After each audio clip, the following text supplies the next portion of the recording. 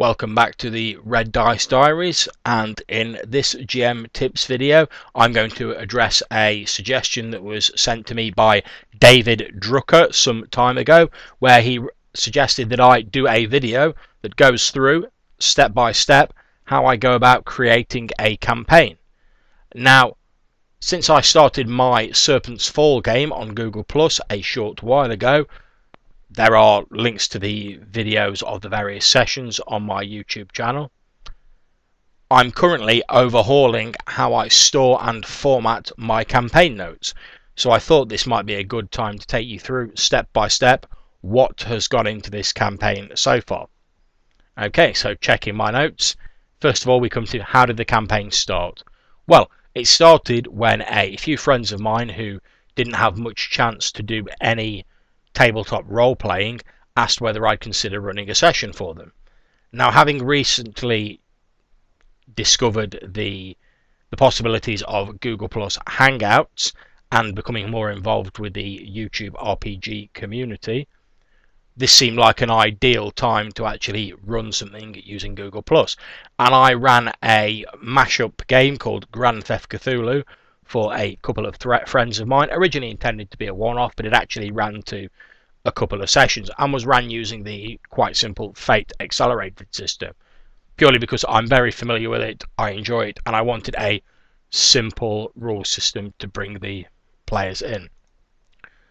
The reason I chose to run a Grand Theft Cthulhu mashup was because one of the players had no experience and the other had very little experience of tabletop whatsoever, but the player in question was a big fan of computer games.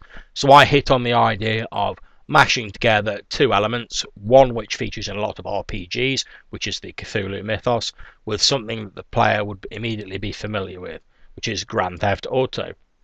Looking for a very simple rule system, as I've said, since I didn't want their first experience of RPs to be bogged down in rules, I went with one of my favourites, Fate Accelerated.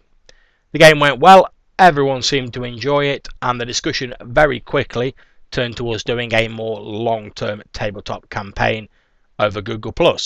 Another player from our LARP group, who'd unfortunately been able to join us in the initial sessions, who had slightly more tabletop experience, also expressed an interest in joining us. So, first of all, I decided that the best thing to do would be to sit down and all of us thrash out some ideas.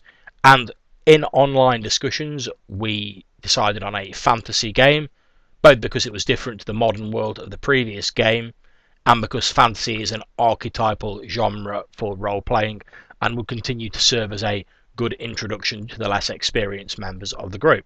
However, fantasy is a very broad term, and there are lots of subgenres within it. So a little bit more discussion occurred online, and those of us who could arranged a G+ hangout to knock around some ideas for a fantasy game, and I'll put a link to that down below. During that discussion, we hit on the idea of running a Conan-style swords and sorcery game, very much focused on humans, with the theme of a world that had a vast history of empires that had risen and fallen before the game began.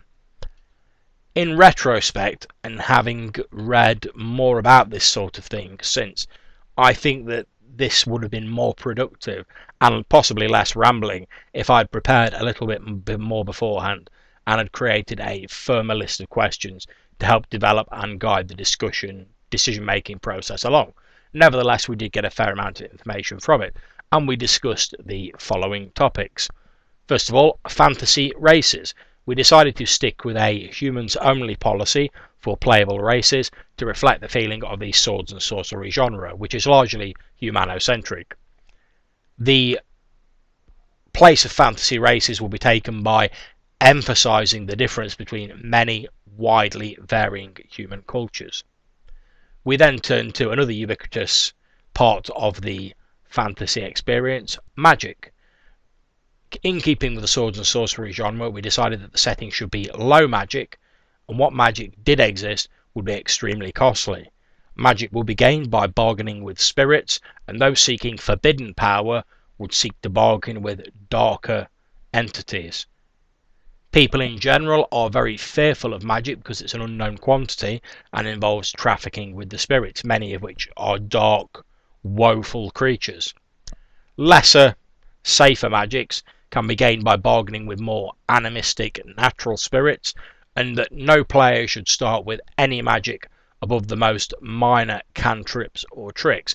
However, the potential will exist for acquiring it via roleplay and bargaining with spirits as the game possesses. One of the big themes of magic would be that absolute power corrupts absolutely, and the price that you pay for acquiring this power. In terms of the campaign world, we decided there should be a number of different nations within the game world. Most of these would be decided based upon the player characters and during the character gen Q&A at the start of the first session. Friction and relationships between nations and different cultures we decided would be a great source of potential roleplay. The campaign world should be influenced by the Conan idea, however we didn't want it to be a direct port. We didn't want to just be running Fate Conan, we wanted something very much our own but that was influenced by the sword and sorcery style.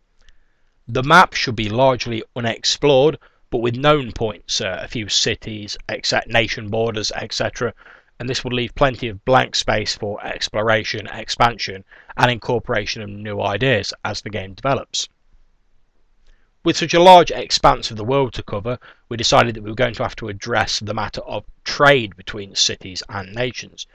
We decided that since we wanted to have an unexplored wilderness feel, that travelling and trading would be seen as a very dangerous and potentially not worth the effort by many nations. We did leave ourselves room for a civilization or nation that existed as a travelling or trade nation. These later became known as the travelling people, who move around the others using caravans, having a sort of bizarre or fair feeling, with people eagerly awaiting the caravans and the wagon trains, bringing in shipments of foreign or exotic goods, and of course news from different settlements. In terms of the history of the world, we discussed that the current world would be just the most recent in a long cycle of empires, some of them possibly non-human, that have risen and fallen over the centuries, with the buildings of the new being raised on the ruins of the old. This gives a lot of potential for exploring ruins and also for expanding the past of the game world. I got some further input from the players during the first session Q&A about possible past empires, and eventually we decided on a serpent man style empire that existed in prehistory, and that all the humans were descended from slaves of this empire, and that humans themselves since then, in imitation of the serpent empire, had built numerous empires themselves, most of which had fallen victim to their own hubris and had collapsed over time. With regards to the map of the campaign world, to keep something vaguely familiar and as another nod to the sword and sorcery / Conan genre, I used a map of Earth's continents before they split, a Pangea if you will, as the basis of the campaign map, and this seemed a very appropriate for the feeling of the game. The next step was I wanted to create a player handout with just a broad flavour of the campaign setting to give to the players before the game proper started. And this handout gave players the details of how to create a character, along with some sample stunts and appropriate aspects that they could take. I also created fairly loose outlines for the nations of the world and a rough history guide. The players were then directed to create their characters, but leave the 3-phase aspect, i.e. coming up with their first adventures and how they'd all met, for the first session, so that it could be done as a group, linking them all together and avoiding the much maligned and often stilted meeting up scene. Then we moved on to the first session itself. Now, one of the things I like about the Fate rules system is that the characters create aspects, which are little story hooks that tell you about their background and provide a way for the GM to motivate them to get involved in the plot. With this in mind, and because I didn't want to define too much in the first session, I decided to pick a couple of these aspects and weld them together to motivate the party. Now, I've always seen the first session of any RPG almost like the pilot episode of a TV series. You've got to introduce the characters and create a simple yet exciting story that hints of the promise of deeper storylines to come, but doesn't just wade straight in, giving the viewer a chance to absorb details about the characters and just soak up a bit of the setting. With this in mind, as the basis of the first story, I chose Captain Benito's cursed pirate aspect as a good one, and then I linked it up with the idea of Gunnar Kron, the once bloody-handed Reaver, seeking to make amends for his past, and the experiences that Azuchi Komodo had, watching his village destroyed by the bloody-handed Timberwolf Norscan raiding tribe. So I created the first story, a simple plot line involving a small village that had been burnt to the ground and the people taken captive by strange primitive tribesmen who adorned themselves with a black woad. When the player characters tracked them down, they found these tribesmen were bartering and selling these people to some dark-garbed reavers as slaves, and Benito recognised the pirate ship that the reavers sailed on as flying the flag of one of the pirate captains that had helped to depose him from his previous position as Pirate King of the Sword Isles. Now, this first session accomplished a number of things in my mind. It hinted that there was more to these strange black-woaded tribesmen than them just being simple combat fodder. It brought in some of Captain Benito's, Azuchi's and Kron's background and introduced a minor antagonist who helped to depose him. It played in certain points upon the emotions and the regret that Gunnar Kron felt for his past as one of the Norscan raiders. There were a few simple combats with the Picts to ease the player characters into the rules. There was plenty of breathing space and time for the players to interact with each other and get into their characters, and the session ended on a cliffhanger as they rounded the corner to see the pirates to draw them back for the next session. Now, another important part and the step that I take after a session is managing the campaign information, and I'm not going to go into too much detail on this. I could write a whole video about that, and there are lots of books out there that do a great job of covering this subject, one being the Odyssey Guide to Campaign Management that I reviewed recently. And I find it very important to manage the information as soon as I can and update it as soon as I can after a session, since I've got an abysmal memory and I like to have the information all available at my fingertips and easy to reference. So the steps that I take are these. Each session is recorded using G+ Hangouts on Air and then streamed to my YouTube account. Sometimes the streaming even works. And after each session I jot down in bullet point format on my prep notes what occurred and the main elements of the session. If the video streamed correctly, I listen to it back and use it to fill in the details of what occurred during the session. If it didn't work, then I go back through my bullet point notes and use them as my reference. I then add a copy of the session right up to my main body of notes, which in my case is stored on a Tiddlywiki, a small wiki that can be stored locally on a USB key, and I also have a copy stored in my Dropbox account, so if one goes a bit funny I can use the other. And what I do with this is any NPCs that have been noticeably impacted by the events of the session have their descriptions updated and links created to the session plan. I also have a campaign Bible section of the wiki that covers the main overarching plots and how they will proceed if the players don't interfere.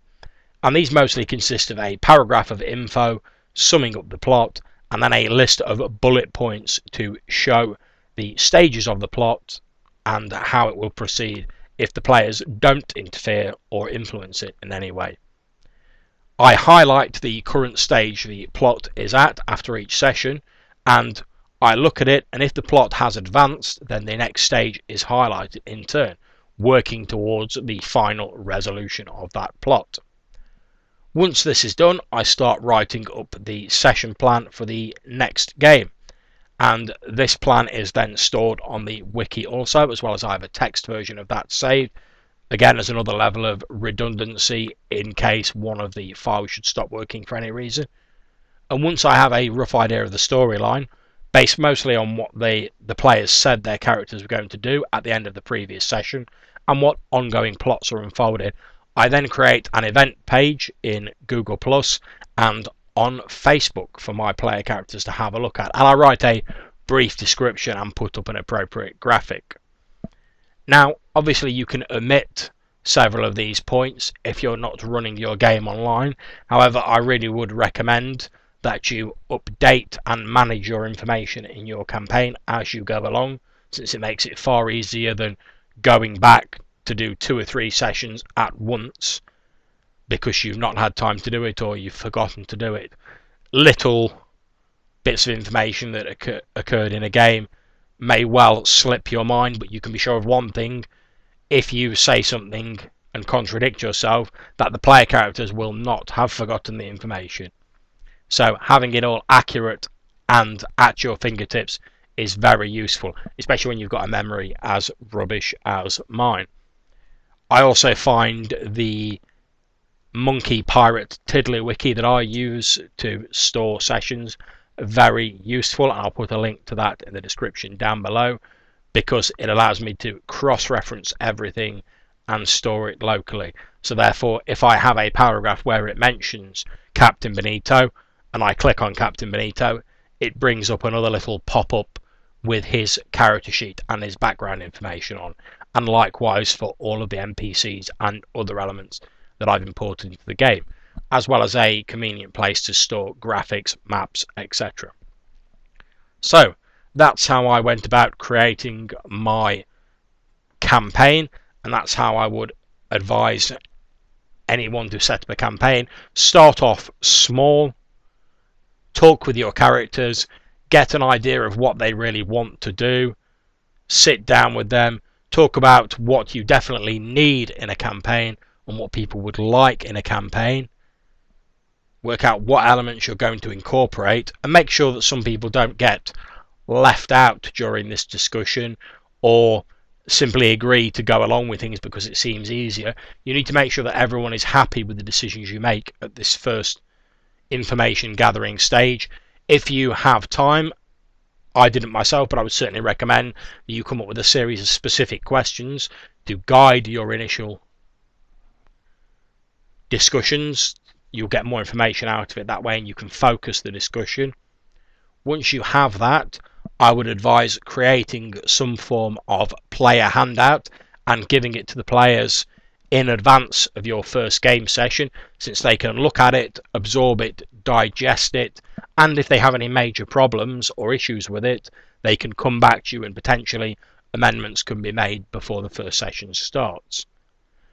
I would advise that you also include in this handout any specific information they may need to generate a player character, effectively a cut down version of the rules to generate a character, since this means they can actually start thinking about that before the first session, even if, like myself, you prefer to have them generate their characters together, since then you can have a group of characters that works better as a group and meshes better together. Once this is done, lay out a pilot, a first episode for your game, but keep it fairly light, and I don't mean light in tone, I mean don't jump straight into the nitty gritty and the heavy details of your session. Just lightly skim the surface of your plot lines, but make sure there's a few little interesting details in there to suggest to the player characters that, yes, if you dig deeper into this, there are more levels of detail beneath the surface waiting for you to find. And this will help to hook them in, to get them invested, and will help bring them back for your next session. However, if the player characters find that their character isn't maybe working as they wanted it to, or maybe they prefer to play something different, this is only a pilot episode. And as with pilot episodes on TV series, when the series if it's lucky enough, is eventually picked up to get a full run, actors, characters and scenes often change from the pilot to the main series, and you should certainly not feel guilty about doing likewise in your RPG. Once the first session has been run, sit down with your player characters, ask them for some feedback, since much as they can alter their characters or improve them if they didn't work as they wanted, the same can be true of the setting. There is no reason why plot elements can't be changed, tweaked, or completely overhauled between the pilot and the main game. And the best way to do this is to solicit feedback from your players, along with your own opinions, and then move forward using that. Once you've done that, go through all of your information that you've gathered from your first session, jot down everything you can remember that occurred in the session. If you have a means of recording it, that may prove handy if your memory's not up to the task. And make as many notes as you can, and after each session, update these notes. So if a few sessions on, someone says, oh, whatever did happen to Lord Wulfric, you can quickly click on your session notes and say, oh, well, it was this. And you've got the information there at your fingertips. So there we go. That is my quick guide to step-by-step managing of a campaign and how I go about creating a campaign, with a few examples in there from my Serpent's Fall game. I hope you find it useful, and that if you've enjoyed it, you'll click on like for this video and consider subscribing to my channel. If you have any comments, please click on the comments box below or in the Google Plus links. And until I see you next time, thank you very much for watching and for listening. Take care.